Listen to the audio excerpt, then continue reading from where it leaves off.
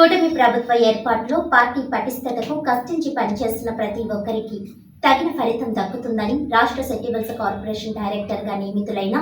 13వ division మాజీ corporator Vammi Balaji అన్నారు. రాష్ట్రంలో నూతనంగా ఏర్పడిన కూటమి ప్రభుత్వంలో సెట్టిబుల్స్ కార్పొరేషన్ డైరెక్టర్గా తనను నియమించడం పట్ల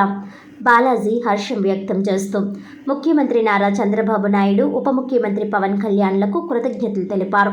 ఈ సందర్భంగా ఆయన మీడియాతో మాట్లాడుతూ తెలుగుదేశం పార్టీ పటిష్టతకు అధిష్టానం తనపై ఉంచిన నమ్మకాన్ని వమ్ము కానీయకుండా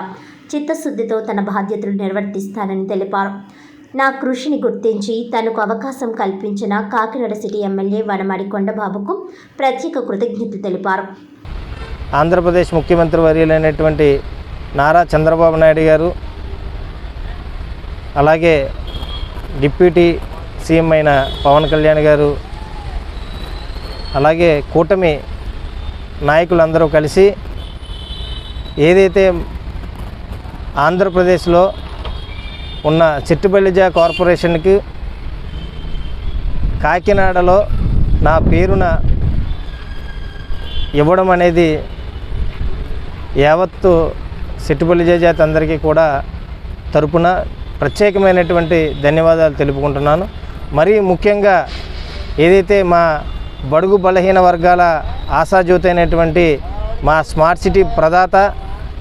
కాకినాడ శాసనసభ్యులైనటువంటి వనమాడి కొండబాబు గారికి శిరస్సు వంచి మా కుటుంబం తరపున ప్రత్యేకమైనటువంటి పాదాభివందనాలు తెలుపుకుంటూ ఈ రోజున ఏదైతే ఆంధ్రప్రదేశ్ సెట్టిబల్లిజ కార్పొరేషన్ చైర్మన్గా కురుపూడి సత్యబాబు గారిని, అలాగే డైరెక్టర్గా నన్ను మరి 14 మందిని ఇతర డైరెక్టర్లను నియమించడం చాలా ఆనందంగా ఉంది. ఇటువంటి ఏదైతే తెలుగుదేశం పార్టీలో కింద స్థాయి నుంచి గుర్తింపు ఉంటుంది అనడానికి ఈ యొక్క పదవే, నా యొక్క పదవే ఈ యొక్క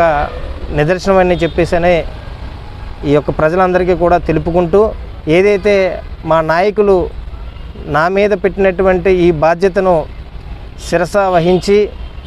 సాయశక్తుల వాళ్ళకి పేరు వచ్చే విధంగా మా ఏదైతే చిట్టుబల్లిజ జాతి ఏదైతే ఉందో ఆంధ్రప్రదేశ్లో, మరీ ముఖ్యంగా కాకినాడలో ఏదైతే మా చిట్టుబల్లిజ జాతికి మంచి చేకూరే విధంగా కూటమి ప్రభుత్వం తీసుకున్నటువంటి అన్ని నిర్ణయాలకు కూడా మా చిట్టుబల్లిజ జాతికి అన్నిటి కూడా అందే విధంగా, అలాగే అందరికీ అర్హులైనటువంటి వాళ్ళందరికీ కూడా అందే విధంగా ఈ యొక్క నిర్ణయం తీసుకుంటానని శాసనసభ్యులైనటువంటి వనమాడి వెంకటేశ్వర గారికి ప్రత్యేకమైనటువంటి హృదయపూర్వక ధన్యవాదాలు తెలుపుకుంటున్నాను.